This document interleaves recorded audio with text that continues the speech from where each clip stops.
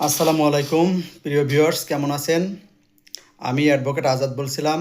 আজকের বিষয়, আপনার স্ত্রী আপনার সাথে সংসারও করছে না, আবার আপনাকে ছেড়েও দিচ্ছে না।